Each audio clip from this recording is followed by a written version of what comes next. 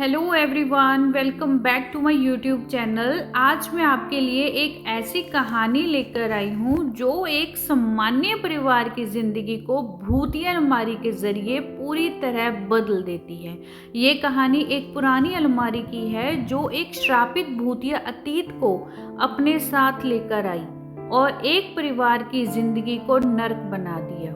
ये कहानी सुनते वक्त सावधान रहना, क्योंकि ये कहानी आपको रात की गहराइयों में ले जाने वाली है। तो कहानी की शुरुआत यहाँ से होती है कि दिल्ली के एक छोटे से मोहल्ले में एक फैमिली शांतिपूर्ण रहती थी। राजन, उनकी पत्नी सविता और उनके 2 बच्चे आरव और नंदिनी। राजन एक सरकारी नौकरी में थे और सविता घर संभालती थी। एक दिन राजन ने पुराने सामान के एक स्टॉल पर एक पुरानी अलमारी देखी और उसे खरीद लिया। अलमारी देखने में बहुत ही पुरानी और सुंदर थी। लकड़ी की इस अलमारी पर जटिल नक्काशी की गई थी और इसकी पुरानी सजावट देखकर राजन को लगा कि ये उनके घर के पुराने बगीचे के सामान के साथ अच्छी लगेगी।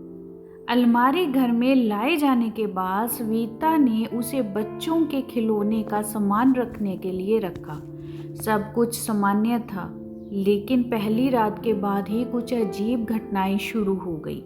रात को अचानक अलमारी से अजीब सी खड़कने की आवाज़ें आने लगी, मानो कि जैसे कोई अंदर बंद है अलमारी के और वो अलमारी को अंदर से खड़का रहा है।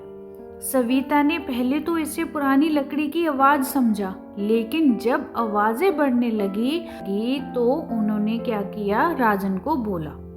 राजन ने अलमारी को देखा और कहा कि ये बस एक लकड़ी का खड़कना है और कोई चिंता की बात नहीं है। इसमें कोई ऐसा नहीं कोई आकर बैठ गया हो कि तुम बस ये वहम कर रही हो, और ये कुछ भी नहीं है। एक शाम आरव ने खेलते खेलते अलमारी के दरवाजे ही खोल दिए। जब उसने अंदर देखा तो उसकी आंखें खुली की खुली रह गई, क्योंकि अलमारी के अंदर एक पुराना बक्सा रखा था जिसे उसने पहले कभी नहीं देखा था। वो इस बात को राजन से बताता है, अपने पिता से, कि ये बक्सा मैंने पहले यहाँ नहीं देखा। जब राजन ने ये बक्सा देखा तो उसने खोलने का निर्णय किया। बक्सा खोलते ही एक अजीब सी गंध उभरी, जैसे बहुत पुरानी चीजों की गंध हो। अंदर एक पुराना किताबों का गुच्छा और कुछ पुरानी कागजात थे। राजन ने किताबों को बाहर निकाला और देखा कि उनमें से एक किताब के कवर पर धर्म के रहस्य लिखा था। राजन ने किताब खोलते ही एक अजीब सी ठंडी हवा महसूस की और उसके बाद अचानक बिजली चली गई। पूरे घर में अंधेरा छा गया। अंधेरे में अलमारी के अंदर से अचानक चूड़ियों की खड़कने की आवाजें आने लगी। सविता और बच्चे डर के मारे चिल्लाने लगे। राजन ने जल्दी मोमबत्ती जलाई और देखा कि अलमारी का दरवाजा अपने आप बंद हो रहा था। बच्चों ने कहा कि उन्हें किसी के हंसने की आवाजें सुनाई दे रही थी। एक दिन राजन ने सोचा कि इस अलमारी की गहराई में छिपी हुई कहानी को जानने की कोशिश करनी चाहिए। उसने किताब को पढ़ना शुरू किया और पता चला कि ये किताब तंत्र मंत्र और भूतिया शक्तियों के बारे में है। किताब के पन्नों में एक पुरानी कहानी थी जिसमें बताया गया था कि ये अलमारी एक जादूगर की थी, जिसने इसमें अपनी आत्मा को बंद कर दिया।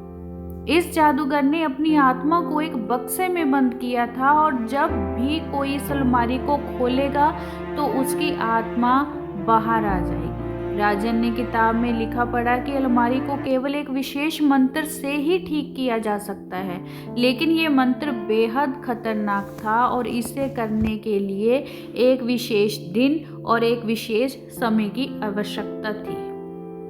राजन और सविता ने मिलकर तय किया कि वो इस मंत्र को करने की कोशिश करेंगे।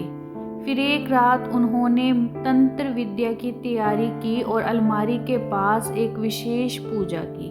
पूजा के दौरान अचानक घर में अजीब घटनाएं घटने लगी। दीवारों पर खरोंचे जोर जोर से खिड़कियां खड़कने लगी, एक हवा का झोंका अंदर आया और अलमारी के अंदर से हंसने की आवाज़ें आई। जब पूजा की प्रक्रिया खत्म हुई तो अलमारी से एक भयानक और दहशत भरी चीख सुनाई दी। अलमारी का दरवाज़ा अचानक खुल गया और एक काले रंग की परछाई बाहर आई। राजन और सविता ने अपने डर को नकारते हुए परछाई का सामना किया और तंत्र को पूरा किया।